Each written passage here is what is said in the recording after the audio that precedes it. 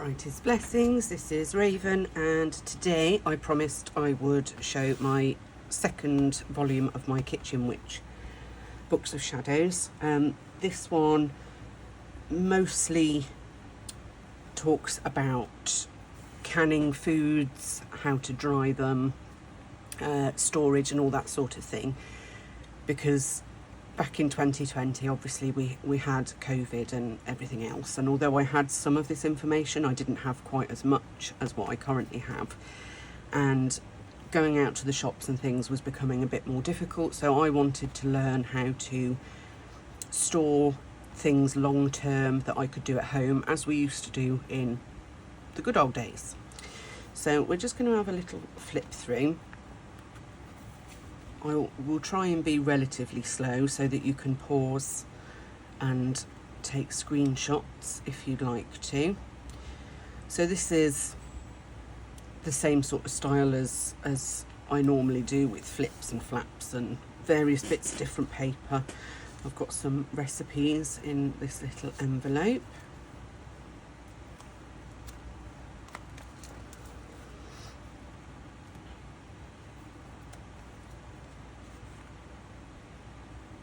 And this is about all different recipes and things that I like to make at home, or family members have made that I really liked. And these are all things that you can make and then store in jars for certain amounts of time. Got some more recipes in there.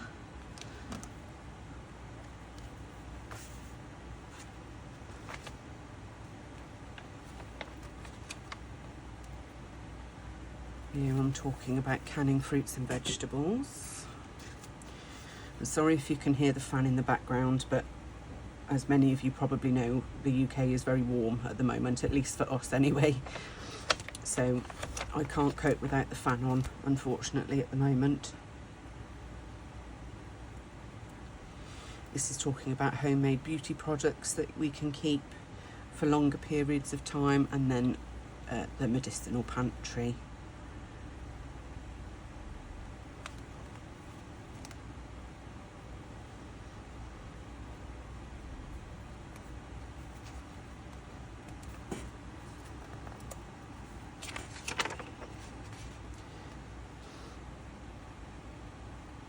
And a lot of these things are all things that we can find quite easily and then make at home. This was always also going to be about money and saving money, and it has saved me a fair amount of money, in fairness, being able to can things and store things properly and make some of my own medicines.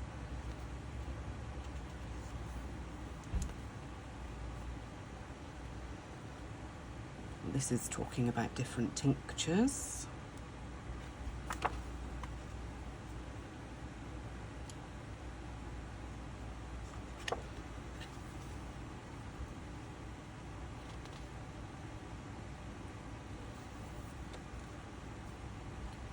And the plan is to put some of these recipes and things onto the Patreon as Books of Shadows pages, similar to what I have on the Etsy currently from the other Kitchen Witch Book of Shadows. Move this over a little bit because this flips right out, this one. And flips out that way.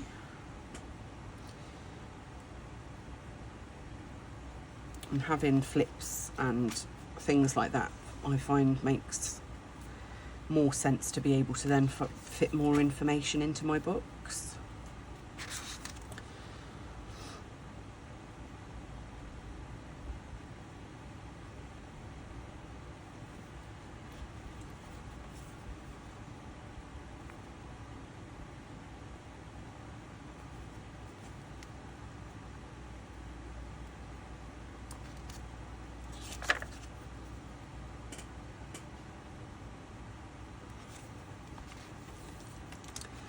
So I'm not sure if any of you guys do this sort of thing at home, but I really would recommend looking into it. Although this isn't necessarily witchy per se, it is in a lot of senses, because you're looking at, essentially this is sort of the spell work for beginners really. Everybody that in the olden days, all the Victorians and you know, things like that, they would have used a lot more homemade remedies, and people, you know, still do to a certain extent, but not as many as they used to.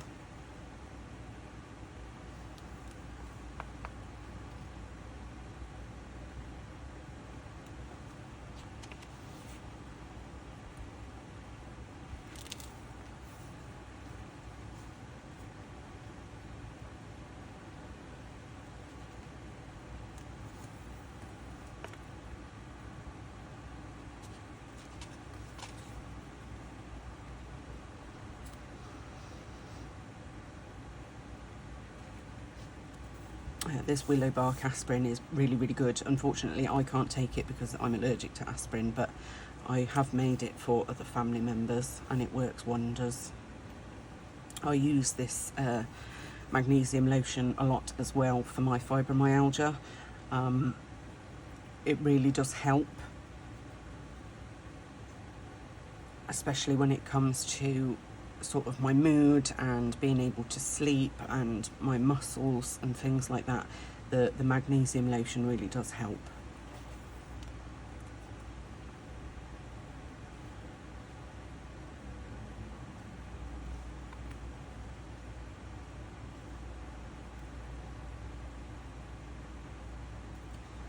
This book's well used, so it's falling apart, unfortunately. As I said, I made this in 2020, so over the last 3 years it has started to fall apart, because this is the one that I go to all the time whenever I'm making things in the kitchen to store, making salves and different things. This is where I keep all of that information, so I'm constantly in and out of this, almost on a weekly basis really.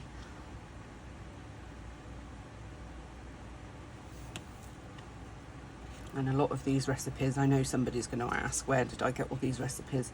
Some I found online, some I've made myself, some have been passed down from previous generations, some have been given to me by friends and family, some I found in books. Whatever I've decided to try, if it's worked, then I've kept the recipe and added it in.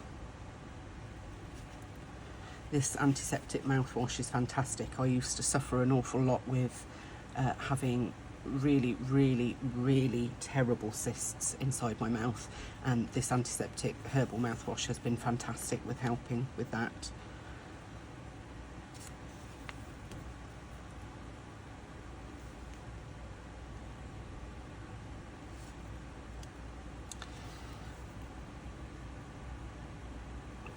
Goes on to talk about comfrey poultice.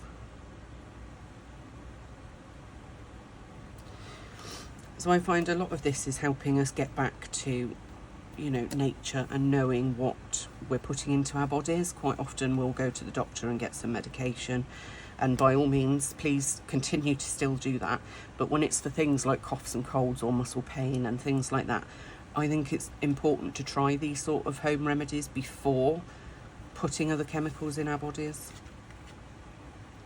So this is a little sty treatment card and a little pocket, and you see this is why I like the little pockets, because that's only a really tiny little recipe. Doesn't need a whole page, and I can just add a flip quite easily.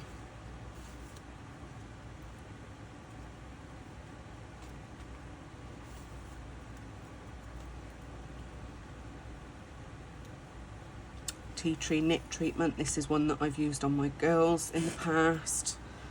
As opposed to going out and buying the really expensive knit treatment, this works really well.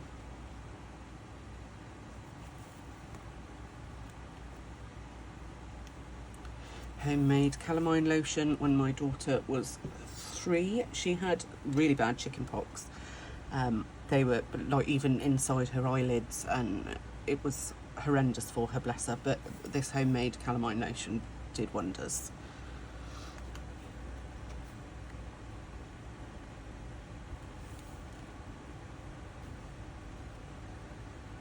I make quite a lot of these gummies. They're perfect for the kids to have, and they're also easy for you to have on the go. So the ones that I take daily, such as like the vitamin C gummies and things like that, I have them all in a little pot that I can keep in my handbag, and then if I'm out and about I can just take the ones that I need to take. Obviously they're all different colours. I make them with silicone moulds that are all different sizes and things, so it makes it easy for me to know which ones are which.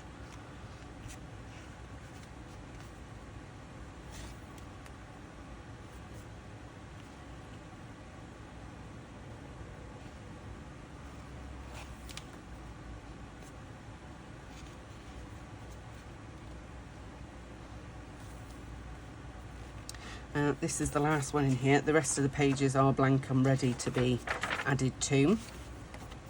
So you can see what I tend to do is just put some bits of paper down, or like this one, I've coffee dyed it, so that then I've got some pages prepped. I've done maybe this, these and this since starting it in 2020. More recently, so over the last year and a half really, is when I've added these.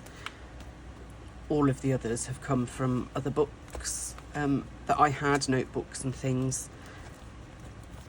that I've then added in, and I did all of them at the same time. I sort of sat down for a couple of days and just did the whole journal, Book of Shadows, and as I said, these were the last ones that I've done that were relatively new, that I hadn't used until then. So that's that. This is obviously a big B5 dot grid journal. I can't remember. I think this was one of the cheaper ones from Amazon that doesn't have a brand, and I mean, it's fine, perfectly fine, no issues at all. Obviously it coffee dyes well and hasn't gone through to the other side. Takes glue really well. The only thing I wouldn't use in here is thick acrylic paint, or really thick, thick isn't the right word, in-depth colours if you're using watercolour, so that I wouldn't go any heavier than this purple, for example, because then it will bleed through. It didn't in this case, although I have stuck over it. And that's the other option, is if you do make a mistake or you don't like something, as opposed to tearing pages out, just cover it with another piece of paper. I tend to do all of this because I like the look of it, but there are times where I have made a mistake, and that's why I've then stuck paper over the page, because you know, everybody makes mistakes, nobody's perfect. And as I said, add flips and artwork if you want to. Doesn't have to be drawings. There's barely any drawings in this one compared to the others. I've used a lot of stickers and other things. And again, you can see the spine here is breaking apart. So the likelihood is I'm going to have to try and repair this at some point. But yes, I hope you enjoyed this short little flip through of my second volume of my Kitchen Witch Book of Shadows. The first one is a fair few videos back, but I've got quite a few videos on different books of shadows and different topics. News-wise, at the end of the week, so Friday, the video will be uploaded. We're going to be doing the shadow work that I suggested we do. I have made, let's just move this out of the way. I have made sort of a little work booklet about soul wounds, so this is what we're going to be talking about on Friday. So do come along and have a look if it's something you're interested in. this, as I said, is talking about the 5 main soul wounds, and then perhaps we'll discuss some of the branches of those soul wounds. We talk about how to heal those and where we need to be to get through those. And then right at the very end, I've got some exercises here to do for shadow work. The exercises will be free and uploaded onto Patreon in the free section and onto my Facebook. The rest of these pages will be on Patreon for all of my members, even the $2 ones. So if you want to print these out and put them in your books of shadows, you can do. So other than that, that's all I have to say for today. All the links for all of my social media, Patreon, Etsy and so on are all linked down below. I will hopefully see you on Friday when we'll be doing this shadow work discussion about soul wounds and how to heal from those. And then next week we'll see what it brings. Love and blessings to you all. Bye bye.